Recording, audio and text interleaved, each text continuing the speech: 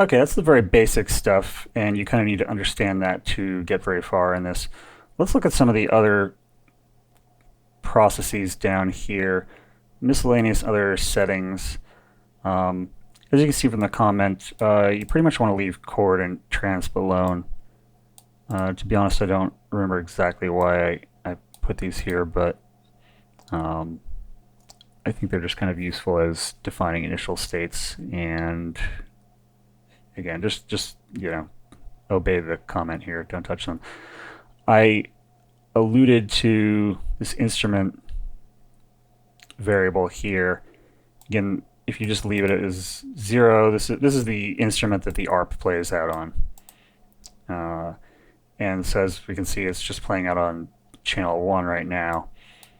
This is another one of these variables that behaves a little bit like rest above, where there's no duration specified. It just goes in sequence based on whichever note it encounters next.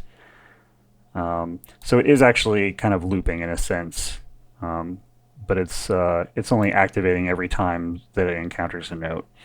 So let's look at what we can actually do with that, and this is related to a Schillinger concept of I can't remember exactly what he terms it, but it's basically synchronizing a piece with an instrumental form or something like that. So let's illustrate what I'm talking about. Let's turn off chords when ARP is on. So we're gonna have chords. We're gonna deal with the same chords we did last time. Those 3 triads. They're arpeggiating. So they are chords. They are arpeggiating. We're going to turn off auto generate bass. I just kind of want to free up that channel.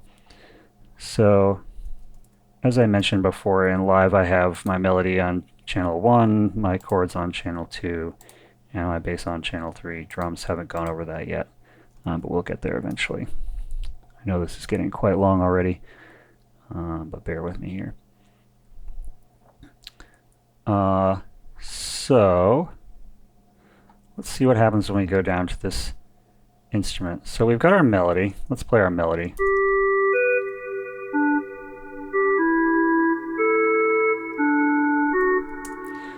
So it's almost got this like island flavor. Anyway, so right now again, it's just constantly playing on channel 1. What happens if we do this?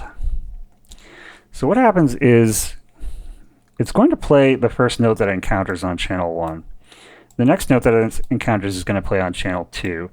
And the next note it encounters is going to play on channel 3. And then it's going to loop back, so the next note it encounters after that is going to play on channel 1. So let's listen to that.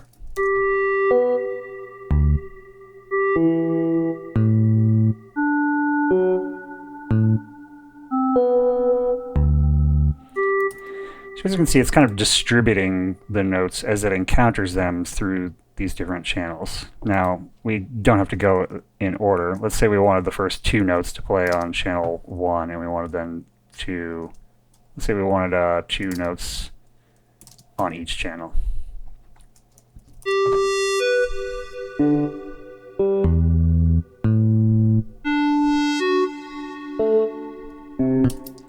So as you can see, it's playing 2 on channel 1, 2 on channel 2, the next 2 on channel 3, and so forth.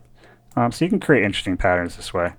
It's probably not a function that people will get a ton of use out of, but it definitely does open up some doors for interesting variation. This transpose function works very similarly. As you can see, it's currently transposing. It's not transposing at all.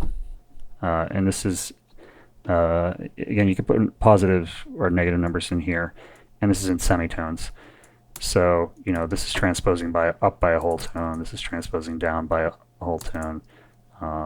Putting in a 7 would be transposing up by a fifth. Now, unlike instrument, it does have its own rhythm associated with it here. So now, even though there's a rhythm in here right now, it's not stepping through anything. It's still 0. So, and these are beats. So it's 2 beats at 0, 2 beats at 0, 1 beat at 0, 3 beats at 0. So currently it's having no effect, even though there is a rhythm in here. If the instant we start putting things in here, that's when it starts getting interesting. So let's say we want to start out with no transposition. We're going to do that for, let's do that for 4 beats. So it's gonna, our part is going to remain untransposed for 4 beats. Then we're going to transpose it up by a whole tone for 2 beats. And yeah, let's just leave it at that for now and see what happens.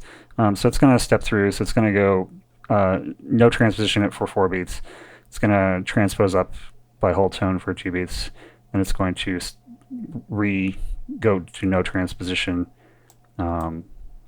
for 1 beat, and then whole tone transposition for 3 beats, and repeat. So let's hear what that sounds like.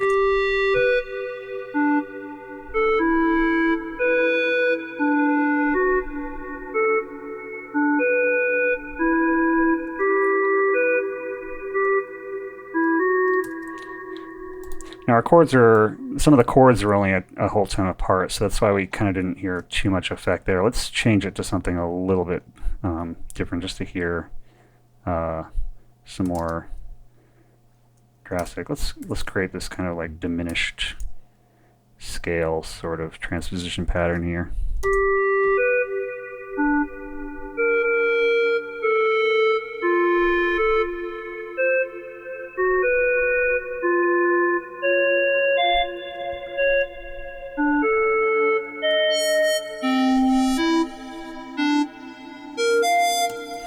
As you can see, this alone is pretty powerful, introducing a lot of variation. So I encourage you to play with that.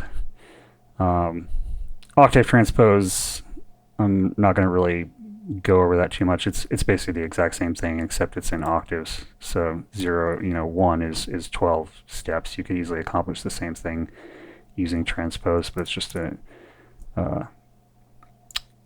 quick way of doing it in octave multiplication, multiples, instead of having to do 12, 24, or minus 12, or whatever you want to do. So I'm not going to go into detail on that one, but that's essentially the same thing.